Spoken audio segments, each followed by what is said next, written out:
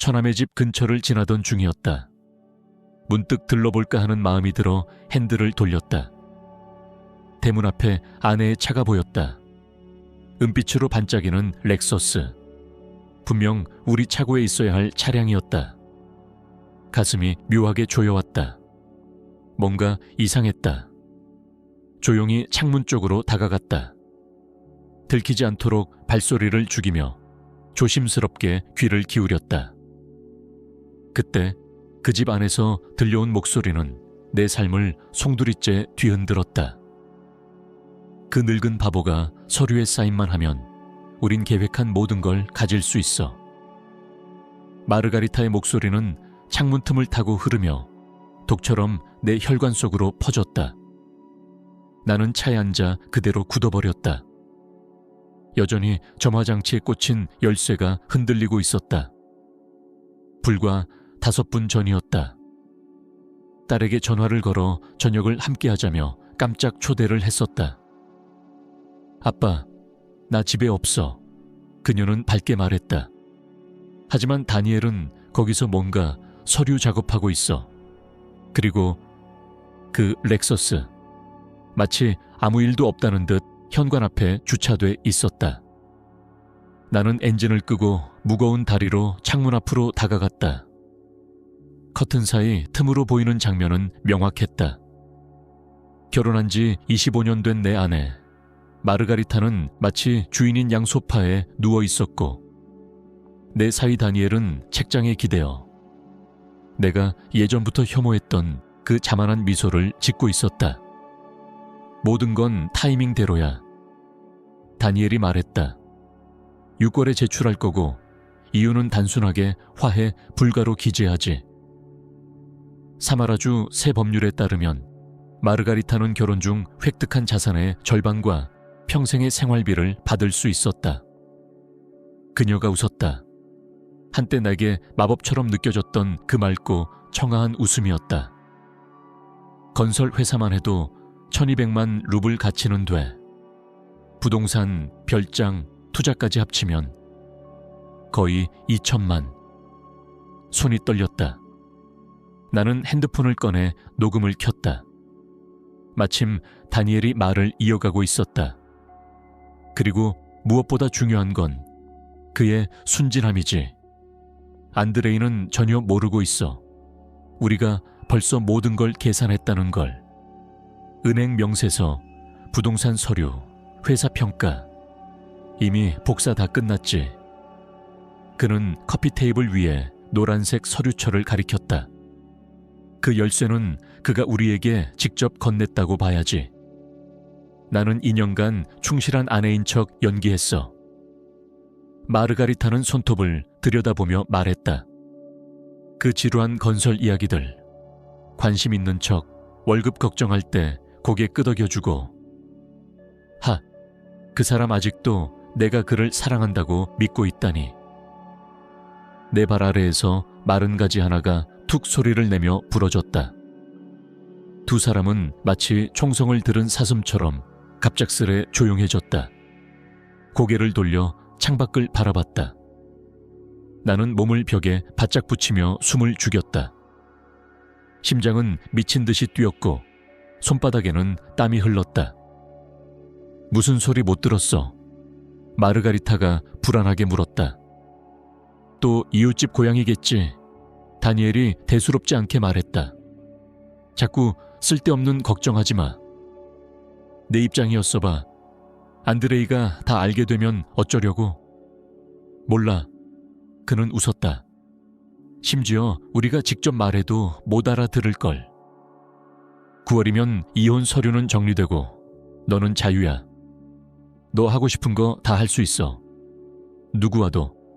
그는 말을 이었다. 나는 움직이지 않았다. 그들이 다시 말을 잇기 전까지 나도 그대로 멈춰 있었다. 핸드폰은 여전히 그 모든 말을 녹음 중이었다. 15분 후 나는 차로 돌아왔다. 모든 것이 변해 있었다.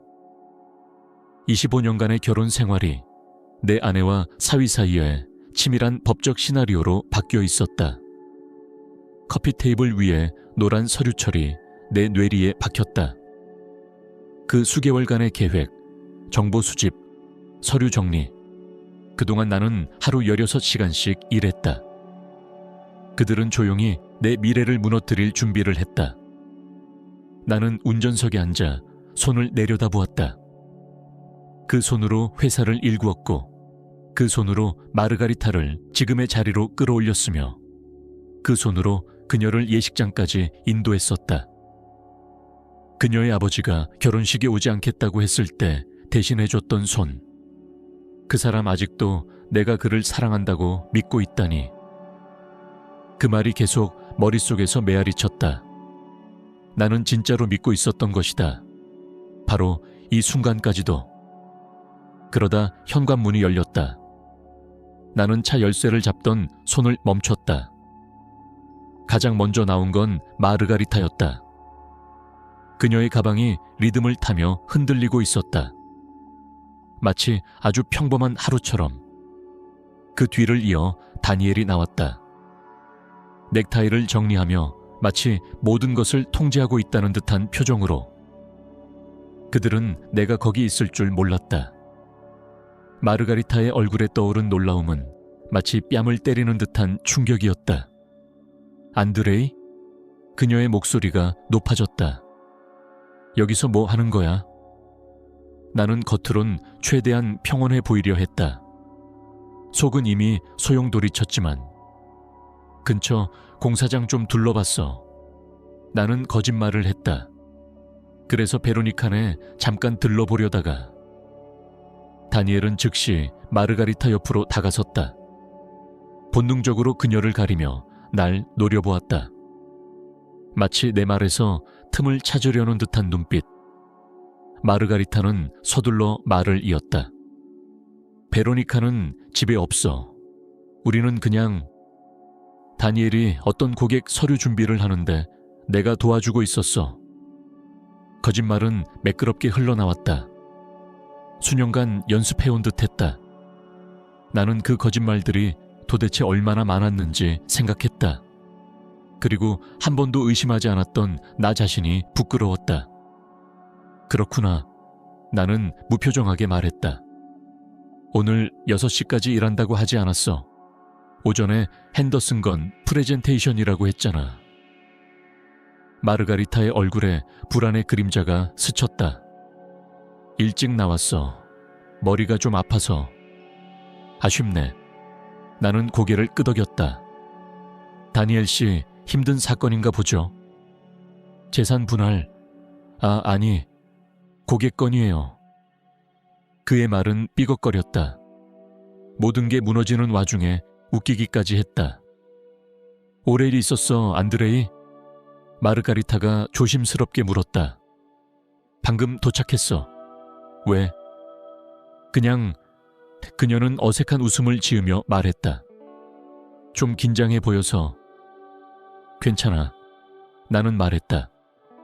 내 인생을 파괴하려 했던 이 여자가 내 상태를 걱정하고 있었다. 웃음이 나올 뻔했다. 그래, 다 끝나가면 다녀오도록 해. 조금만 더 있으면 돼. 마르가리타가 말했다. 조금만 기다려. 나는 차로 돌아가던 중 문득 발걸음을 멈췄다. 마치 뭔가를 떠올린 듯. 아, 맞다. 나는 뒤돌아보며 말했다. 마르가리타, 병원에서 전화 왔더라. 내 건강검진 일정이 변경됐다고 하던데. 내 회사 일정이랑 뭔가 안 맞나 보더라고. 그녀의 얼굴에서 한순간 모든 표정이 사라졌다. 의식이 꺼진 듯한 공허한 눈빛. 곧 정신을 차리며 말했다. 아마 실수일 거야. 내가 다시 전화해볼게. 그래, 흔한 일이지. 나는 대답하고 차에 올라탔다. 백미러로 보니 그들은 여전히 그 자리에 서 있었다. 그러다 갑자기 서로 가까이 다가가며 속삭이기 시작했다. 그 거짓의 삼각관계는 이제 일상이 되었다. 우리는 셋 다 아무 일도 없는 듯 행동했지만 그들은 몰랐다. 내 휴대폰엔 43분짜리 녹음이 있었다. 선명하고 또렷한 오디오. 그것이 모든 것을 바꿨다. 나는 자동차 흐름에 합류했다. 두 손을 핸들 위에 얹었을 때 처음으로 떨림이 멈췄다. 충격이 서서히 가라앉고 그 자리를 냉정한 명료함이 채우기 시작했다. 그들은 내가 장님인 줄 알았다. 체스를 두는 법도 모른 채 휘둘리는 남편. 하지만 지금쯤이면 깨달았겠지. 자신들이 상대하는 사람이 누구였는지. 집까지의 15분은 마치 안개 속을 달리는 듯했다. 신호등도 교차로도 기억이 없었다. 내 혼다는 익숙한 원형 진입로를 돌아 조경사 손길이 닿은 꽃밭을 지나 한때 우리를 위한 축복이라 여겨졌던 분수를 지나 집 앞에 섰다. 이 집은 내가 1995년에 직접 지었다. 나무 하나, 벽돌 하나, 설계 하나까지 모두 내 손이 간 집. 그녀에게 보내는 사랑의 편지처럼 쌓아 올린 집이었다. 현관을 열자마자 느껴졌다. 집 안은 고요했다. 하지만 이 고요함은 평화가 아니라 공허함이었다. 예전에는 마르가리타가 주변 이웃 이야기, 쇼핑 혹은 그녀가 사랑했던 카페 커피가 이번엔 왜 맛이 없었는지를 끊임없이 이야기하곤 했다. 그 모든 말들이 이제는 얼마나 연기였을까. 벽난로 위에는 아직도 우리의 결혼 사진이 걸려 있었다. 1987년 12월 15일 상하빛 실크 드레스를 입고 환하게 웃는 그녀. 나는 대여한 양복을 입고 어색하지만 진심으로 행복해 보였다. 그녀는 22살, 나는 37살. 건설업이 겨우 자리 잡기 시작했을 무렵이었다. 라면으로 끼니를 때우며 주말도 없이 일하던 시절을 지나 우리는 처음 만난 송년회에서 웃음으로 시작되었다.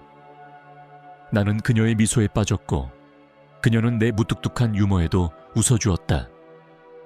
첫 데이트는 이탈리아 음식점에서 자정까지 이어졌다. 나는 내 꿈을 이야기했고 단순히 건물을 짓는 것이 아니라 가족이 따뜻하게 살아갈 수 있는 집을 짓고 싶다고 말했다. 그녀는 내 손을 잡고 말했다. 당신은 단순한 건축가가 아니라 가정을 위한 집을 짓는 사람이야. 6개월 후 나는 그녀에게 청혼했다. 부엌 식탁에서. 그 식탁엔 지금도 우리의 25주년 기념 카드가 놓여 있었다. 파란 잉크로 정갈하게 쓰인 글씨. 사랑하는 남편에게 나의 모든 꿈을 이루게 해줘서 고마워요. 앞으로도 25년 함께 행복하길. 사랑을 담아 마르가리타. 사랑이라는 단어가 이제는 조롱처럼 느껴졌다. 나는 거실로 들어갔다. 선반에는 어린 시절 베로니카의 사진들이 가득했다. 그녀가 태어났을 때 직접 찍은 사진이었다. 1995년 6월 8일. 주름지고 빨간 얼굴의 아기였지만 우리에겐 기적이었다. 마르가리타는 완벽한 어머니처럼 보였다. 그 몇 년은 내 인생 최고의 시간이었고 그녀는 모든 에너지를 모성애로 쏟아부었다. 학부모 모임, 학원, 생일 파티, 서커스, 케이크 모든 순간을 사진으로 남겼다. 딸이 고등학교 졸업장을 받을 때 그녀는 내게 말했다. 그 아이가 이만큼 자란 건 전부 당신 덕분이야. 우리가 아니라 당신. 이미 그때부터 균열이 있었는지도 모른다. 나는 그녀가 항상 싫어했던 손님용 거실에 어울리지 않는 흉물이라고 했던 내 오래된 안락의자의 몸을 묻었다. 그리고 모든 기억이 파도처럼 밀려왔다. 캄차케서의 기념일 크루즈, 그녀가 곰과 얼음에 감탄하던 여행, 베로니카의 대학 졸업식에서 우리는 함께 울었다. 크리스마스 아침 소란스럽게 트리를 장식하고 온갖 장난감과 선물을 포장하고 며칠씩 걸려 꾸며놓은 것들을 하루 만에 철거하던 날들. 감사가 점점 당연함으로 변해갈 때 내가 제공한 안정은 어느새 그녀에게 충분하지 않은 것이 되어버렸다. 나는 25년간 충실한 아내인 척했어. 녹음된 마르가리타의 목소리가 다시 떠올랐다. 그녀는 나를 사랑한 적이 없었다. 아마 처음부터. 모든 키스, 모든 기념일, 사랑해 라는 말들조차도 계산된 것이었다. 내가 더 열심히 일하도록, 더 많이 벌어오도록, 더 큰 집을 짓고 그녀의 궁전을 만들도록 하기 위한 연기. 그녀는 사랑한 게 아니라 전략을 세운 것이었다. 그리고 치명적인 실수를 저질렀다. 자신이 누구와 살고 있는지를 잊은 것이다. 나는 자리에서 일어나 서재로 향했다. 거기엔 내가 35년간 읽어온 자료들이 있었다. 계약서, 보고서, 회계기록, 모든 법정 문서. 마르가리타가 복사했다고 생각한 것들은 단지 겉모습일 뿐이었다. 진짜는 다른 곳에 있었다. 나는 핸드폰을 꺼내 연락처를 열고 그 이름을 찾았다. 최민석, 내 회계사이자 오랜 친구, 그리고 유일하게 내가 다중구조로 설계한 법적 재산보호 시스템을 알고 있는 인물이었다. 시간이 됐다. 모든 걸 바꿀 그 전화를 걸 차례였다. 3일 동안 나는 집무실을 전쟁을 준비하는 지휘본부로 만들었다. 15년 전에 내가 직접 제작한 참나무 책상 위에 노트북 2대가 켜져 있었고, 그 화면에는 은행 명세서, 법률 자료, 부동산 소유 문서들이 열려 있었다. 책상 주변엔 노란색 수첩들이 겹겹이 놓여 있었고, 그 안엔 자산 내역, 시간표, 약점, 압박 포인트들이 정리돼 있었다. 나는 면도를 말끔일하고 마르가리타가 항상 존경스러워 보인다고 말하던 남색 정장을 입었다. 그녀가 좋아하던, 내가 나이 들어 보인다고 싫어했던 독서용 안경도 일부러 썼다. 신기한 건 배신의 충격이 분노로 번지는 대신 냉철한 분석으로 바뀌어갔다는 것이다. 건설이라는 정글에서 35년을 살아남은 나는 위기 때 감정보다 전략을 선택하는 법을 본능적으로 알고 있었다. 최민석은 내 기대를 뛰어넘는 도움을 주었다.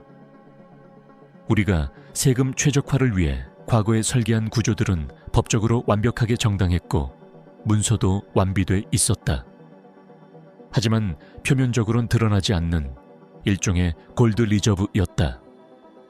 마르가리타는 겉모습만 뒤적였고 진짜 중요한 재정 구조는 손대지 못했다. 하지만 그녀도 가만히 있지는 않았다. 그녀의 카드 사용 내역을 분석해보니 지난 8개월간 약 470만 원이 공동저축계좌로 이체되고 있었다. 수취인의 이름은 다니엘 박. 단순한 불륜이 아니라 재정적 동맹이 오래전부터 시작되었음을 보여주는 증거였다.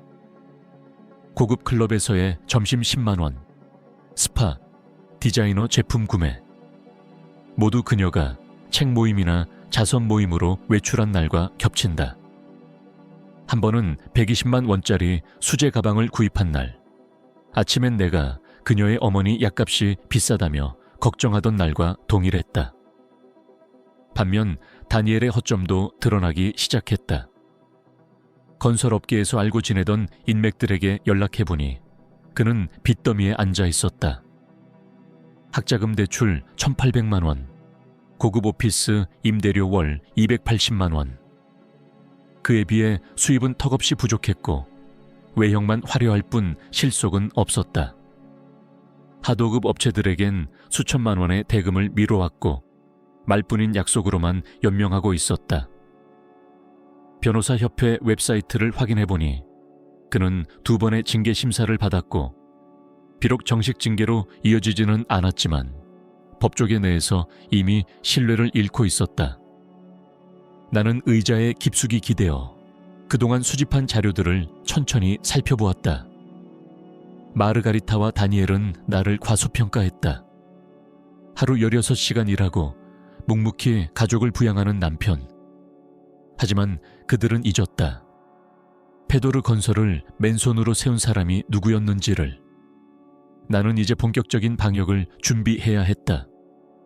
이 모든 일이 어디서부터 잘못되었는지 되짚어보았고 곧바로 2020년이 떠올랐다. 우리 회사가 역사상 가장 큰 계약을 따낸 해였다. 새 행정복합 단지 건설 총 50억 루블 규모의 프로젝트였다. 나는 그날 저녁 샴페인을 기대하며 집에 들어갔지만 마르가리타는 부동산 잡지를 펼쳐놓고 계산기를 두드리고 있었다. 이제 레스나야 거리에 그 집을 살 수 있겠네. 그녀는 눈도 마주치지 않은 채 말했다. 입구가 원형이고 수영장도 있는 집이야. 핸더슨 부부는 4억 2천만 원에 팔겠다고 했어. 그 순간 그녀에게는 내 성과나 노력은 전혀 중요하지 않았다.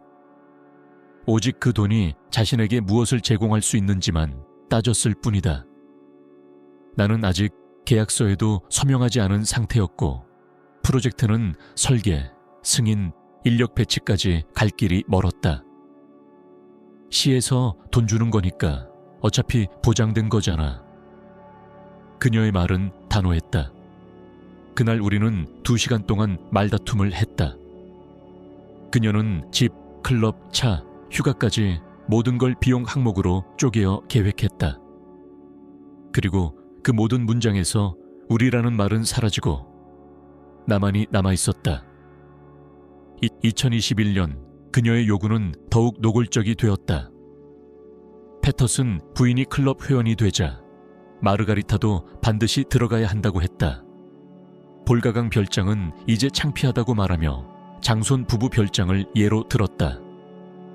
저녁 식사 자리에서 다른 남편들은 아내를 기쁘게 할 줄 안다며 비꼬기도 했다. 우리의 사생활은 서서히 사라졌고 나는 그것을 단지 나이와 스트레스 탓으로 돌렸다. 별도의 침실을 사용하게 된 것도 내 코골이 때문이라고 했다. 하지만 23년간 같이 자면서는 한 번도 문제 삼지 않던 일이다. 식탁 대화는 점점 마르가리타의 독백이 되었고 그 내용은 누가 뭘 샀고 누가 어디에 갔다더라 뿐이었다. 그 무렵 다니엘과의 관계도 이상해지기 시작했다. 2023년 9월 마르가리타는 갑자기 이혼 시 여성의 권리에 대해 관심을 보이기 시작했다. 만약 어떤 친구가 남편이 재산을 숨기고 있다는 의심이 든다면 어떻게 해야 하지? 라며 교묘하게 떠보았다. 이어서 그녀는 자주 전화를 받고는 다른 방으로 나갔다. 책 모임이나 봉사활동이라는 명목이었다. 지금 생각해보면 그 수많은 전화는 진짜 책이나 자선과는 아무런 관련도 없었다. 나는 다시 녹음을 재생했다. 다니엘의 목소리. 우리는 오래전부터 자료를 모으고 있었어. 이어지는 마르가리타의 웃음소리. 난 25년간 아내인 척했어. 이제 모든 게 분명해졌다. 그녀는 사업 관련 질문을 던지고 집계된 계좌를 요구하면서도 정작 본인은 별도의 카드를 쓰고 돈을 따로 이체하고 있었다. 겉으론 관심을 가장했지만 실은 정찰 작전이었던 것이다. 내가 회사를 건설하는 동안 그녀는 그것을 훔칠 계획을 짜고 있었던 셈이다. 하지만 그녀는 치명적인 실수를 했다. 나를 과소평가했다. 그녀는 건축가를 만난 게 아니라 전략가를 만났던 것이다. 나는 다시 의자에 앉아 사무실 안을 둘러보았다. 35년간 축적된 내 노력과 결단이 이 공간에 응축되어 있었다. 책상 위엔 노트북 2대가 여전히 빛나고 있었고 메모들은 탑처럼 쌓여 있었다. 나는 휴대폰을 들어 다시 연락처를 열었다.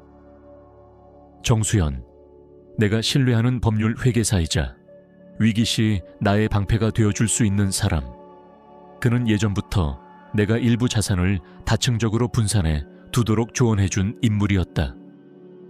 우린 이중구조, 차명계약, 합법적 경로를 통해 외부에서 쉽게 파악할 수 없는 시스템을 구축해 놓았고 그것이 지금 나를 지켜주는 요새가 되었다. 정수현은 곧바로 내 말을 이해했다. 가족 내부 위협입니까? 그는 묻지 않았다.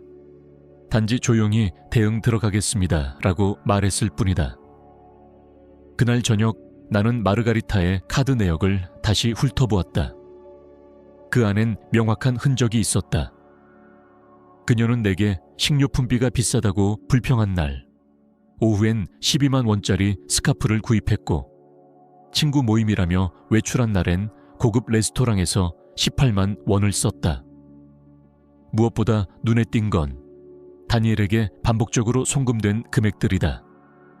20만, 30만, 때로는 50만 원까지 일정한 주기로 들어갔다. 마치 그들만의 숨겨진 급여처럼. 나는 한숨을 내쉬며 그들의 치밀한 준비에 다시 한번 놀라면서도 동시에 허점투성이인 점에도 씁쓸하게 웃었다. 전략은 있어도 실력은 없었다. 그들은 내 자산만 바라보며 움직였지만 내가 어떤 인맥과 방어선을 갖고 있는지 전혀 모르고 있었다. 다음 날 나는 현장으로 나갔다. 콘크리트 냄새, 철근 끼는 소리, 인부들의 고함. 이곳이야말로 진짜 내 세상이었다. 전화는 끊임없이 울렸고 메시지는 폭주했다. 낮 12시 3분 마르가리타의 카드 결제가 거절되었다는 첫 알림이 왔고 12시 50분엔 그녀의 전화가 걸려왔다. 안드레이, 무슨 일인지 알아? 우리 계좌가 다 막혔대. 은행에서 신분 인증 없인 접근이 안 된다고 해. 나 클럽에서 망신당했어. 그녀의 목소리는 당황했고 부끄러움보다 분노에 가까웠다. 그녀에게 중요한 건 그들의 음모가 드러났다는 사실이 아니라 그 순간 자신이 친구들 앞에서 모욕을 당했다는 것이었다. 실수일 수도 있어. 내가 알아볼게. 나는 담담하게 대답했다. 물론 나는 그 어떤 실수도 없었다는 것을 알고 있었다. 모든 것은 내 계획이었다. 오후가 되자 다니엘이 움직이기 시작했다. 16시 30분 사설조사원 김용철에게서 전화가 왔다. 다니엘 박이 공동계좌 접속을 3번 시도했지만 실패했습니다. 이어서 딸 명의 교육신탁계좌에 접근하려 했고요. 여기도 차단 상태입니다. 나는 가볍게 웃으며 말했다. 잘 됐군요. 그가 대책 없이 당황하는 모습이 눈에 선했다.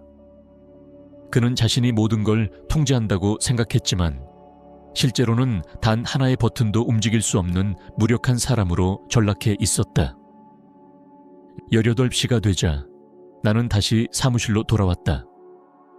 마르가리텍에서 온 메시지는 이미 6개를 넘었고 다니엘에게서의 시도도 수차례 기록되었다.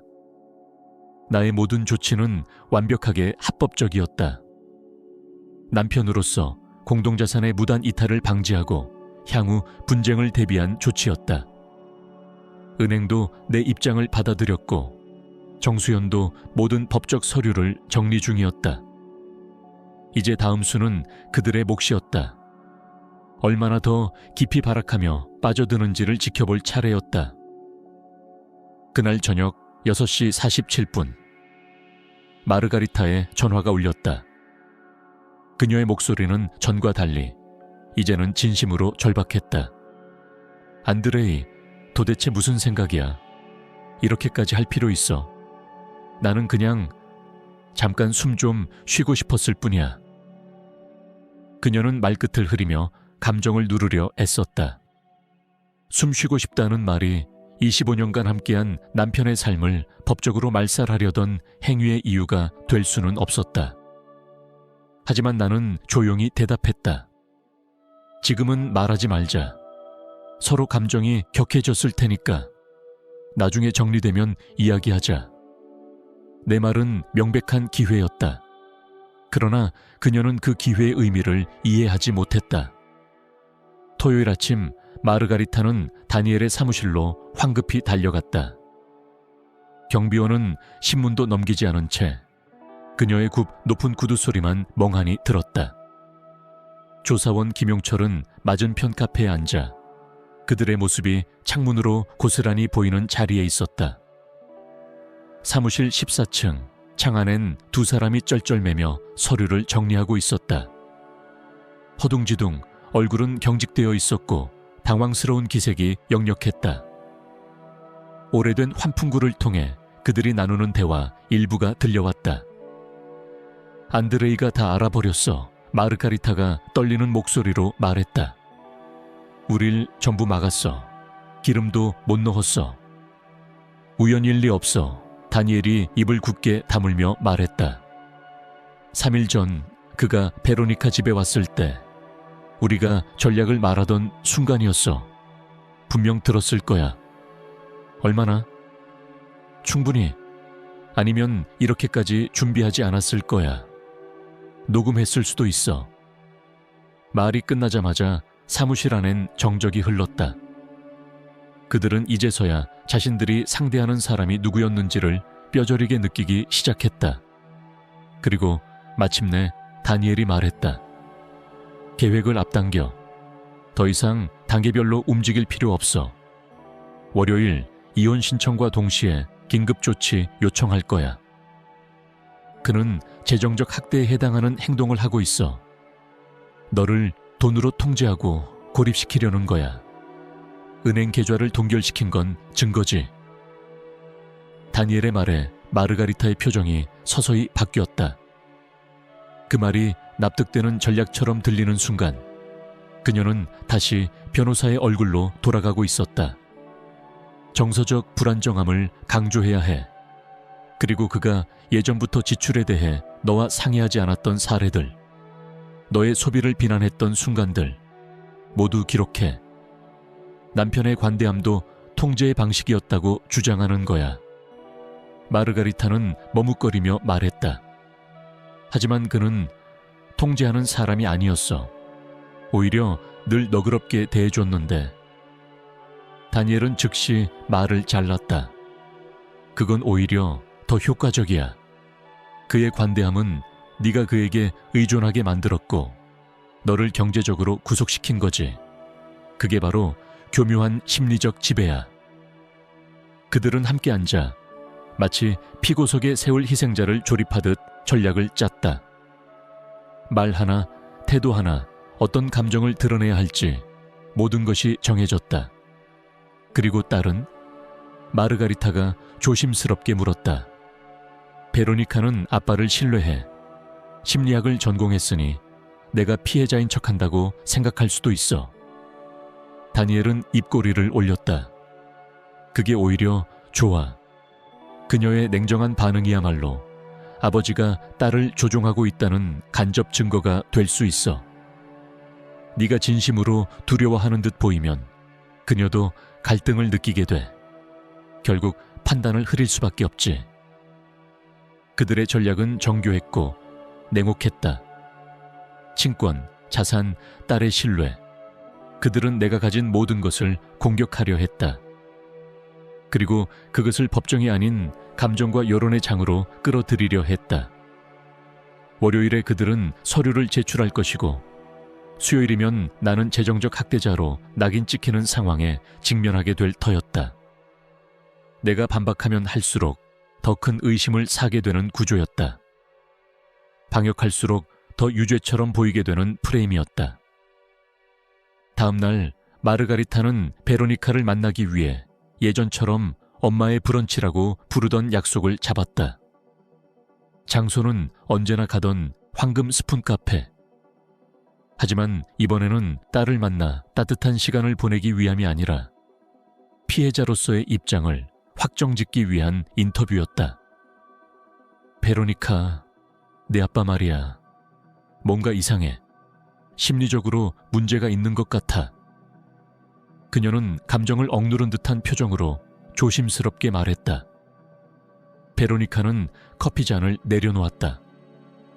그녀는 언제나 상담 모드에 들어갈 때 저런 행동을 했다. 엄마, 구체적으로 뭐가 이상한데? 통제하려 해. 내 계좌를 막고 모든 행동을 감시하고 있어. 예전엔 안 그랬는데 요즘은 날 무시하고 무섭게 굴어.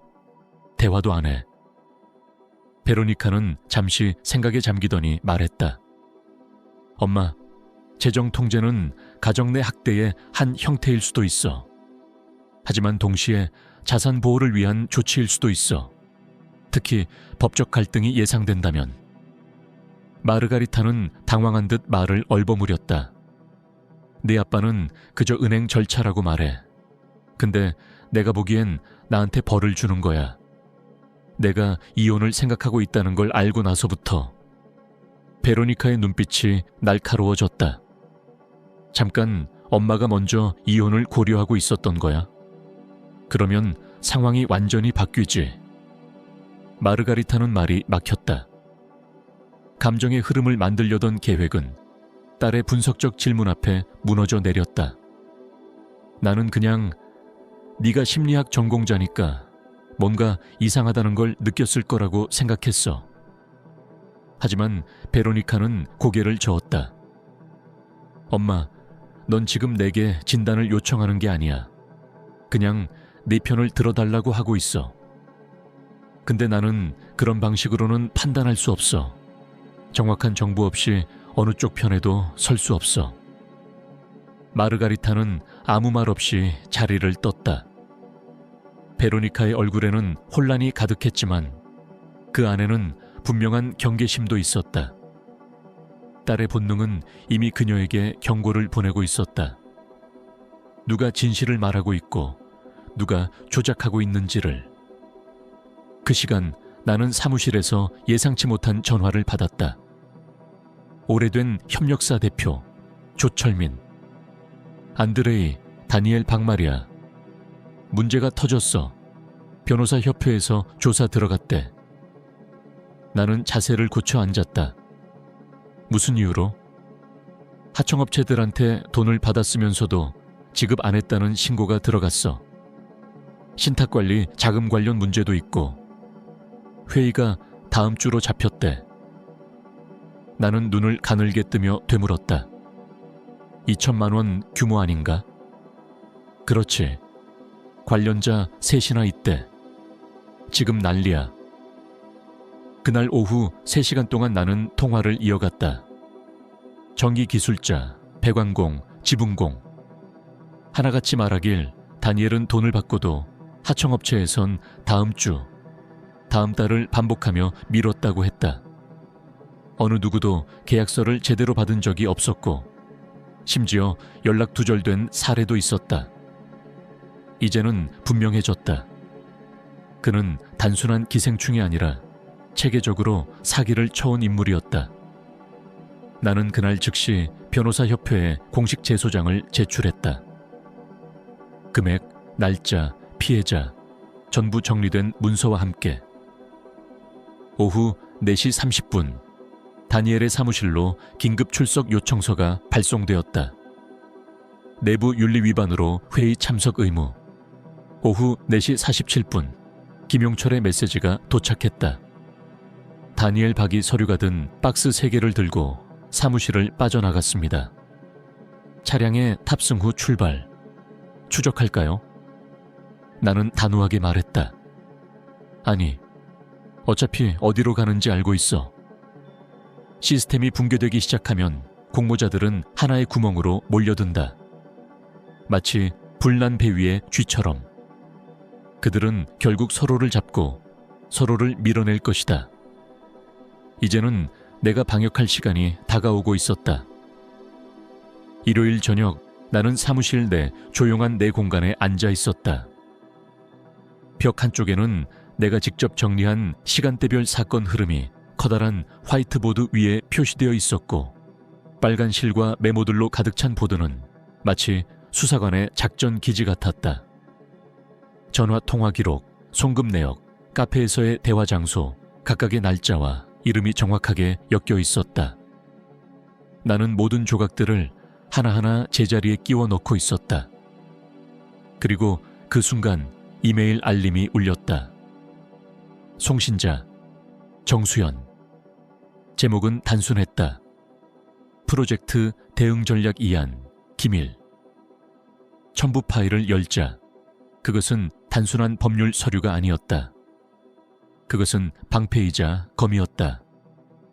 재산 보호 방안, 비상금 구조, 분할 가능성과 그 영향, 이혼 시 법적 프레임 조정, 그리고 가장 마지막 장에는 이 문장이 있었다.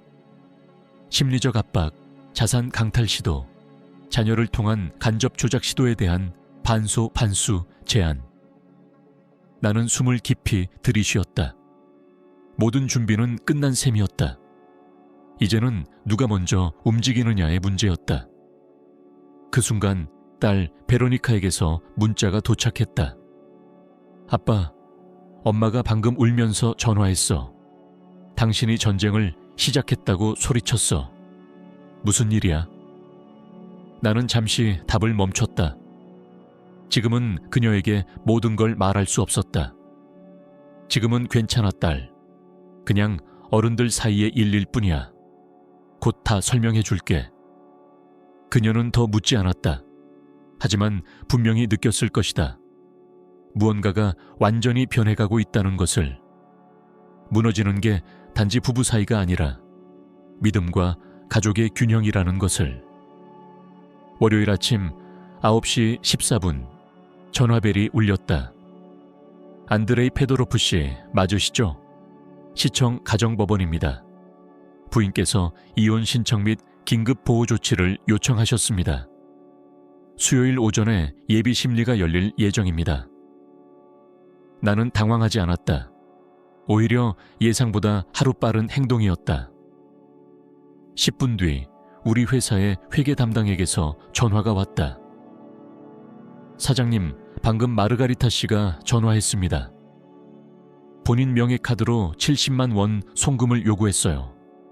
꼭 지급해야 한다고 주장합니다. 나는 단호하게 말했다. 내 서면 지시 없이 어떤 금액도 움직이지 마세요. 알겠습니다. 그 대화 이후 나는 창밖을 바라보았다. 햇살은 부드럽게 내리쬐고 있었고 거리엔 평온이 흐르고 있었다. 그러나 그날은 전쟁이 공식적으로 시작된 날이었다. 수요일 오전 10시 27분 법원 사후법정. 벤치엔 몇 명의 기자들이 앉아 있었고 마르가리타는 팔짱을 끼고 앉아 고결한 희생자처럼 보이려 애쓰고 있었다. 그녀 옆에는 다니엘이 앉아 있었고 손엔 법률 서류가 가득 담긴 파일이 들려 있었다. 나는 침착하게 입장했고 내 옆에는 변호사 정수연이 앉아 있었다. 그녀는 한마디 말 없이 내게 재판 개요를 건넸고 나는 그것을 빠르게 훑었다. 재정적 고립, 심리적 위협, 가정 내 통제의 위협, 예상했던 대로였다. 재판관이 입장하자 마르가리타가 먼저 진술했다. 남편은 저를 경제적으로 완전히 고립시켰습니다. 기본적인 생활비도 끊겼고 저는 그와 대화할 수 없는 상태입니다. 함께 살고 있지만 그의 태도는 차갑고 위협적입니다. 저는 불안하고 심리적으로 매우 불안정한 상태입니다. 나는 자리에서 일어나려 했지만 정수연은 내 팔꿈치를 가볍게 눌렀다. 아직입니다. 그녀는 조용히 속삭였다. 재판관이 고개를 돌려 나를 바라보았다. 페도로프 씨, 피고의 입장을 말씀해 주시겠습니까?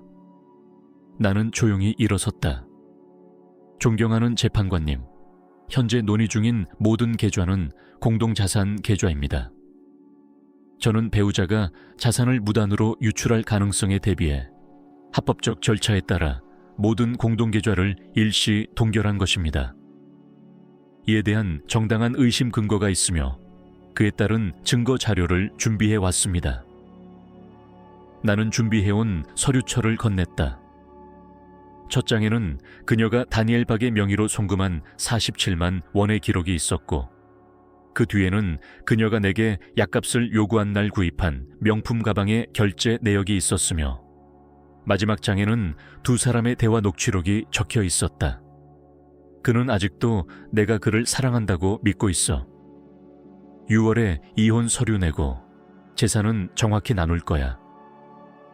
재판관의 눈썹이 살짝 움직였다. 이게 당신의 의심을 뒷받침하는 증거입니까? 네, 맞습니다. 나는 이어서 말했다. 또한 다니엘 박은 현재 법조 윤리 위반 혐의로 조사 중입니다. 하도급 업체에 대한 미지급금, 신탁계좌 오용, 그리고 이 사건과 관련된 개인적 이익 추구 가능성 등으로 인해 이 사건의 공정성을 해칠 수 있습니다. 다니엘은 반응을 보였다. 당황한 듯 의자에서 몸을 앞으로 내밀며 말했다. 그건 본 사건과 관련 없는 문제입니다. 우리는 가정 내 심리적 위협을 다루고 있는 중입니다. 하지만 재판관은 그를 제지했다. 당신이 사건의 이해 당사자이며 동시에 변호사 역할을 하고 있다면 매우 관련이 깊습니다. 마르가리타는 입을 열었다. 전 이런 결과가 올 줄 몰랐어요. 그저 약간의 재정적 자유를 원했을 뿐이에요. 그 자유가 왜 당신 변호사의 계좌로 갔습니까? 재판관의 질문에 그녀는 말문이 막혔다. 정수연은 조용히 두 번째 파일을 제출했다. 피고는 지난 8개월간 최소 300만 원 이상을 같은 계좌로 송금한 기록이 있습니다. 그리고 이 녹취록에 따르면 원고와 변호사는 피고를 경제적 가해자로 조작하기 위한 전략을 논의한 정황이 포착됩니다. 순간 법정은 고요해졌고 재판관은 우리를 번갈아 보더니 조용히 선언했다. 긴급보호 조치는 기각합니다. 이혼 및 재산 분할 심리는 한 달 후로 연기합니다. 양측 모두 지난 12개월간의 자산, 계좌, 통신 기록에 대해 완전한 보고서를 제출하십시오. 그는 망치로 책상을 두드렸다. 전쟁은 막 시작되었고 오늘은 내가 첫 승리를 가져간 날이었다. 이틀 뒤 김용철에게서 전화가 왔다. 목소리는 낮고 긴장되어 있었지만 그 속엔 확신이 깃들어 있었다. 안드레이 씨, 중요한 사실이 하나 나왔습니다. 두 번째 아파트가 확인됐습니다. 위치는 트베르스카야 거리. 명의는 차명 계좌로 되어 있고 카드 결제 내역상 다니엘 박의 계좌에서 관리되고 있었습니다. 나는 잠시 말이 없었다. 거기엔 지금 누가 있죠? 베로니카의 딸을 돌보던 보모로 등록된 여성이 거주 중입니다. 한 번쯤 이름 들으셨을 겁니다. 딸이 그 보모를 못 믿겠다고 했던 바로 그 사람입니다. 내 몸이 순간적으로 굳어졌다. 그게 무슨 뜻이죠? 현재로선 확신할 수 없지만 정황상 그 아파트는 베로니카와 손녀를 향한 장기 계획의 일부일 가능성이 있습니다. 어쩌면 친권 분쟁을 노리고 베로니카를 배제한 상태에서 손녀를 데려갈 기반을 만든 걸 수도 있습니다. 나는 창가로 걸어가 커튼을 젖히고 도시의 불빛을 바라보았다. 거리의 소음은 여느 때처럼 분주했지만 내 속은 말할 수 없는 분노와 서늘한 감정으로 뒤엉켜 있었다. 그들은 단지 나를 제거하려 한 것이 아니었다. 이제는 내 딸, 내 손녀까지 그 손길이 뻗치고 있었다. 김 형사, 바로 변호사에게 연락해 주세요. 양육권과 친권 관련해서 가능한 모든 서류를 검토해달라고 하세요.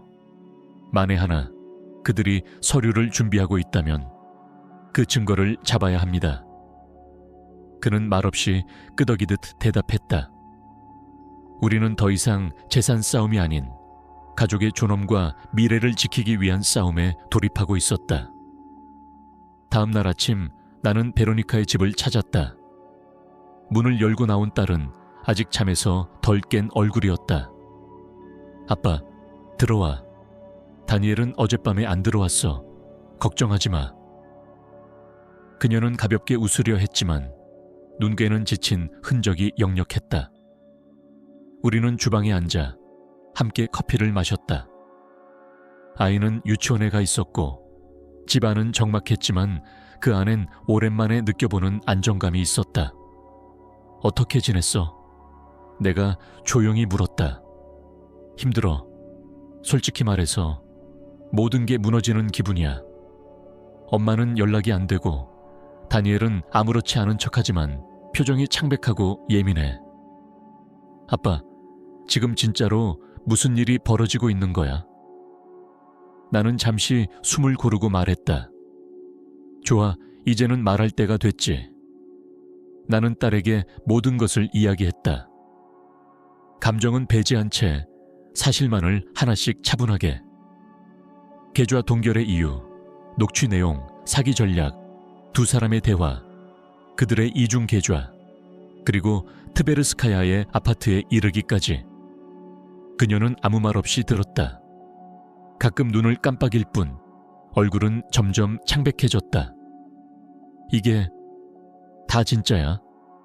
나는 고개를 끄덕였다. 모든 자료가 여기에 있다. 나는 테이블 위에 문서 몇 장과 녹취 일부를 출력해 놓았다. 그리고 사진 한 장. 다니엘과 마르가리타가 그 아파트를 나서며 웃고 있는 모습이 담긴 CCTV 화면. 이건 거짓일 수 없어. 그녀는 얼굴을 감싸주며 한참을 말이 없었다. 그들은 내 딸을 데려가려 했던 거야? 나는 그 어떤 위로도 꺼내지 않았다. 대신 조용히 고개를 끄덕였다. 베로니카, 넌 너무 똑똑해서 그들 전략에 이용당할 수 없었어. 그들에게 넌 장애물이지. 그래서 조용히 널 제거하려 했던 거야. 네가 너무 많은 걸 눈치채니까. 그녀는 얼굴을 들고 나를 바라보았다. 나는 이혼할 거야. 그리고 친권 문제도 법적으로 조치할 거야. 내가 그런 인간들한테 우리 아이를 맡기게 둘 순 없어. 나는 고개를 끄덕였다. 그 순간 내 딸에게서 예전의 강한 눈빛이 다시 떠올랐다. 유치원 발표회에서, 대학 졸업식장에서, 그 모든 순간들 속에 있던 단단한 시선. 이번엔 그것이 엄마로서의 결심으로 돌아왔다. 나는 그저 지켜보기로 했다. 그녀는 이제 스스로의 전쟁을 준비하고 있었다. 며칠 뒤 다니엘 박은 변호사 협회 윤리위원회로부터 공식 출석 통보를 받았다. 피해 하청업체 대표 2명은 증인으로 참석하겠다는 확답을 주었고, 협회는 그의 변호사 자격에 대한 조치를 검토 중이었다. 정수연은 조용히 말했다. 만약 협회가 유죄로 판단한다면 그는 일정 기간 자격 정지를 당할 겁니다. 이혼 소송에서도 변호사로 활동할 수 없게 되고, 그가 대표로 맡은 모든 소송 결과는 무효화 요구가 가능해져요.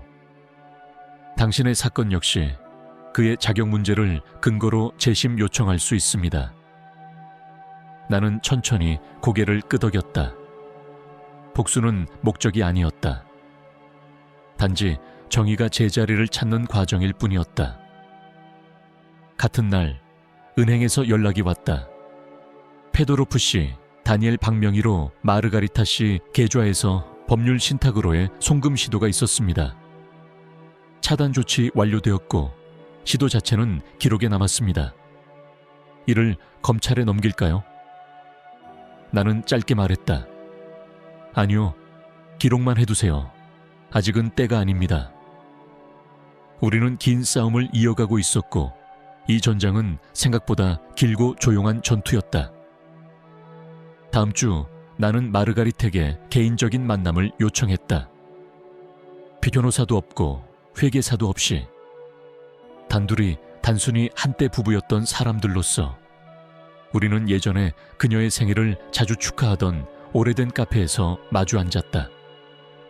그녀는 베이지색 코트를 입고 있었고 표정은 경계심에 가득 차 있었다. 안드레이, 이게 도대체 무슨 짓이야? 그녀는 자리에 앉지도 않은 채 단도직입적으로 물었다. 나는 조용히 손으로 의자를 가리켰다. 앉아, 얘기 좀 하자. 그녀는 마지못해 자리에 앉았고 두 손을 꽉 쥔 채 테이블 위에 올려놓았다. 당신 모든 걸 다 망치고 있어. 내 평판도 명예도. 마치 내가 괴물이라도 되는 것처럼 만들고 있잖아. 나는 그녀를 똑바로 바라보며 조용히 말했다. 마르가리타, 괴물인 척한 건 내가 아니야. 내가 25년간 사랑했던 사람을, 서류 몇 장으로 없애려 한 건 당신이야. 법적으로 조용하게, 감정 하나 없이. 하지만 당신이 잊은 게 하나 있어. 당신이 누구와 살았는지를. 그녀는 말이 없었다. 나는 고개를 살짝 기울이고 말을 이었다. 나는 감정적으로 싸우지 않아. 나는 건축가야. 기초를 만들고 그 위에 계획적으로 층을 쌓지. 그리고 지금 내 인생 전체를 걸고 만든 기초를 무너뜨리려 했던 당신의 손길을 나는 정확히 보았어. 그녀는 눈을 피하며 입술을 깨물었다. 이건 다 다니엘이 하자고 해서 나는 고개를 저었다. 아니, 당신은 성인이고 의식 있는 사람이며 판단할 줄 아는 여자야. 다니엘이 제안했을지라도 실행한 건 당신이야. 돈을 이체한 것도, 딸에게 거짓말을 한 것도, 내 곁에서 연기한 것도 전부. 마르가리타의 손이 살짝 떨리는 것이 보였다. 나는 단호하게 말을 이었다. 이제 선택해. 법정에서 25년의 기억을 찢어내며 싸울지, 아니면 조용히 끝내고 물러설지. 나와의 모든 공동자산에 대한 권리 포기를 서명하고 사업권과 집은 내 소유로 인정해. 그 대신 나는 당신에게 법적 공격을 하지 않을 거야. 사생활도 지킬게. 그리고 아무도 당신을 모욕하거나 이름을 더럽히지 않게 할 거야. 단, 당신이 침묵을 지킨다는 조건에. 그녀는 잠시 말을 잃었고 숨을 깊이 들이쉬며 낮게 중얼거렸다. 나는 당신이 이렇게 나올 줄 몰랐어. 난 당신이 그냥 모든 걸 넘겨주고 말 줄 알았어. 나는 웃지도 않고 대답했다. 그럼 당신은 나를 잘 몰랐던 거지.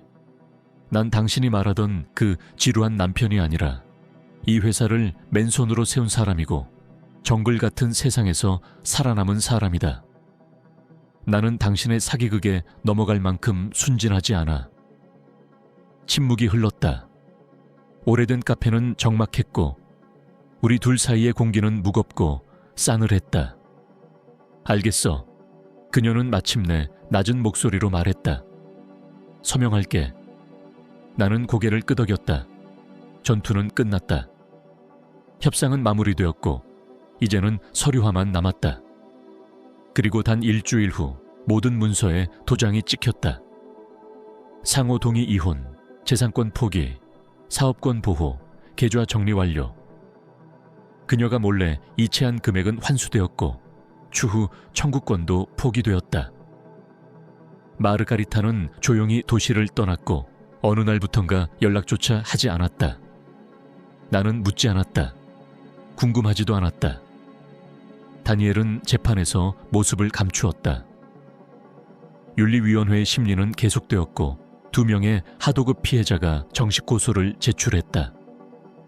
협회는 결국 그의 변호사 자격을 일정 기간 정지시키기로 결정했고 그는 항소했지만 이미 평판은 완전히 무너진 상태였다. 법조계에서 신뢰를 잃는다는 것은 목수가 손을 잃는 것과 같았다. 회복 불가였다. 한편 베로니카는 내 집에서 살기 시작했다.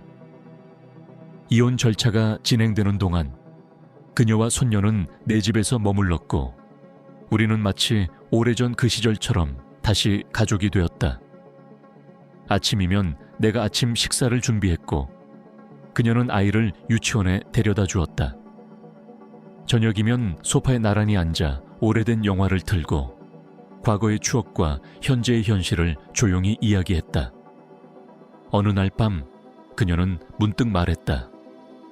아빠, 어릴 때 나는 아빠가 좀 지루하다고 생각했어. 나는 웃음을 참으며 물었다. 그럼 지금은? 그녀는 나를 똑바로 바라보며 말했다. 지금은 아빠가 얼마나 강한 사람인지 알아. 목소리 높이지 않고도 모든 걸 바로잡은 사람.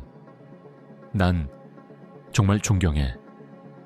그 말은 단순한 칭찬이 아니었다. 그것은 사과였고 회복이었으며 두 세대 사이의 용서였다. 가을, 나는 우연히 마당에서 상자가 놓여 있는 것을 발견했다. 발신자도 없고 전화도 없었다. 상자 안에는 오래된 액자 하나와 짧은 쪽지가 있었다. 결혼식 사진이었다. 그리고 그 아래 파란 잉크로 적힌 글귀. 당신은 최고의 남편이었어요. 나는 그걸 너무 늦게 알았어요. 용서해요. 아. 나는 상자를 조용히 닫고 하늘을 올려다보았다. 눈물은 나지 않았다. 그저 바람처럼 건조한 온기 하나가 내 마음을 스쳐 지나갔다. 모든 용서는 말로 할 필요가 없다. 가장 깊은 용서는 복수하지 않는 것이다. 반년이 흘렀다. 마르가리타는 도시를 떠났고 소식은 들리지 않았다. 새로운 번호도 남기지 않았다. 나는 찾지 않았다. 그리고 기다리지도 않았다. 다니엘은 완전히 사라졌다. 윤리위원회 청문회가 진행되던 중 그는 도시를 떠났고 그가 대표로 활동하던 법률사무소는 문을 닫았다. 한 하청업체는 정식으로 소송을 제기했고 다른 업체는 채무 미지급으로 압류 신청을 냈다. 그의 이름은 이제 법조계 블랙리스트에 올라 있었고 그 어떤 항소도 회복할 수 없는 낙인을 남겼다. 신뢰를 잃은 변호사란 손 없는 목수나 다름없었다. 더는 아무것도 만들 수 없는 인간. 더는 아무도 그를 고용하지 않을 것이다. 그동안 나는 내 삶을 다시 설계하기 시작했다. 베로니카와 손녀는 여전히 내 집에 머물렀고 우리는 마치 오래된 퍼즐의 조각이 다시 맞춰진 듯한 느낌으로 조용히 살아갔다. 나는 매일 아침 딸과 손녀의 웃음소리를 들으며 눈을 떴고 식탁에 놓인 따뜻한 커피와 구운 빵 냄새 속에서 안정을 느꼈다. 베로니카는 단단했고 조용했으며 날 닮아가는 듯 보였다. 그녀는 말은 적었지만 눈빛엔 확신이 있었고 행동은 단호했다. 그리고 무엇보다 그 모든 상황 속에서도 무너지지 않았다. 그녀는 어머니가 남긴 상처를 직면했고 남편의 배신을 지켜봤으며 그 속에서 한 인간으로, 한 어머니로 살아남았다. 어느 날 그녀가 나에게 물었다. 아빠, 당신은 분노하지 않았어. 나는 웃었다. 처음엔 그랬지. 그런데 곧 깨달았어. 분노는 칼처럼 날이 서 있지만 결국 손잡이 없는 칼이야. 오래 쥐고 있으면 내가 다친다는 걸. 그녀는 고개를 끄덕였다. 나는 아직 배우는 중이야. 당신이 어떻게 그렇게 버텼는지를. 나는 말했다. 그건 버틴 게 아니라 내가 쌓은 것들이 무너지지 않도록 지킨 거야. 나는 싸우지 않았어. 나는 내 자리를 지켰을 뿐이야. 가을의 어느 오후, 나는 오래된 별장으로 향했다. 우리가 베로니카가 7살이던 해에 함께 지었던 그곳. 오래 방치돼 있었지만 다시 손을 보기로 했다. 페인트칠부터 시작해서 지붕, 울타리, 그리고 작은 창고까지. 혼자서, 천천히, 손으로 짓고, 손으로 고치고, 손으로 쓸어내리며. 일은 느렸지만 그 느림 속에서 나는 나를 되찾고 있었다. 목재의 냄새, 못 박는 소리, 나뭇가지 사이로 스며드는 햇살. 그것들이 내 마음을 채우기 시작했다. 이건 복원이 아니라 재건이었다. 어느 날 오후 김용철이 별장을 찾아왔다. 이제는 거의 친구 같은 사이가 되어 있었다. 그는 막대과자와 사이다 2병을 들고 와서는 마루에 털썩 앉았다. 잘 지내시죠, 페도로프 형. 나는 고개를 끄덕였다. 이제 좀 산다. 조용하죠? 너무 조용해서 이상할 정도로. 그는 웃으며 병뚜껑을 열었다. 나는 인생에서 부서지는 남자들을 많이 봤어요. 누구는 무릎 꿇고, 누구는 술에 빠지고, 누구는 그냥 사라지죠. 근데 형은 부서진 게 아니라 다시 세웠어요. 맨손으로, 감정 없이, 이성으로. 그런 사람 흔치 않아요. 그게 진짜 남자예요. 나는 말없이 병을 들어 그의 말에 답했다. 때론 침묵이 말보다 강하다는 걸 알기에. 침묵은 고요한 승리였고 더는 증명할 필요가 없는 자신감이었다. 가을이 끝날 무렵 나는 일이 있어 모스크바에 잠시 들렀다. 아무 계획 없이 걷다가 어느 책방에 들어갔고 잡지 하나를 들춰보다 누군가가 내 이름을 부르는 소리를 들었다. 안드레이. 고개를 돌리자 정수연이었다. 내 변호사였던 그녀. 이제는 비서도 없고 딱딱한 수트도 없고 손엔 따뜻한 커피와 캐시미어 코트를 입은 채였다. 뜻밖이네요. 내가 웃으며 말했다. 서로 놀랐네요. 그녀도 웃으며 대답했다. 잘 지내세요? 잘 지내죠. 자유롭게요. 당신은요? 그녀는 조금 망설이다가 말했다. 사실 그렇게 큰 사건은 잊히지 않더라고요. 저는 당신 같은 의뢰인을 잊을 수가 없어요. 왜죠? 보통 사람들은 복수를 원해요. 누군가를 무너뜨리길 바라죠. 근데 당신은 그저 지켰어요. 조용히, 흔들림 없이. 그게 더 강하단 걸 저는 배웠어요. 우리는 근처 카페에서 따뜻한 커피를 마셨고 책 이야기, 아이 이야기, 인생 이야기들을 나누었다. 그녀는 마지막에 이렇게 말했다. 혹시 다음에 또 모스크바 오시면 연락 주세요. 이번엔 변호사로가 아니라 사람으로. 나는 고개를 끄덕였다. 뭔가가 끝났고 동시에 뭔가가 조용히 시작되고 있었다. 지금 이 이야기를 정리하며 나는 56살이다. 나는 혼자 산다. 내가 직접 지었던 그 집에서. 집은 조금 더 조용해졌고 조금 더 차분해졌다. 하지만 비어있지는 않다. 나는 더 이상 분노하지 않는다. 더 이상 벽을 바라보며 울지 않는다. 나는 이제 누가 옆에 있는지 정확히 구분할 수 있다. 나를 사랑한 사람과 나를 이용하려 했던 사람의 차이를 안다. 그리고 그 모든 것을 지나온 지금 나는 단 하나의 진실을 말할 수 있다. 나 자신을 지킨 그 시간들 덕분에 나는 다시 집을 짓고 있다는 것을. 테라스를 짓고 있다. 망치질을 하며 나무 향을 맡으며 손녀가 뛰놀 공간을 만들며. 그리고 문득 생각한다. 나는 지금 행복하다. 정말로.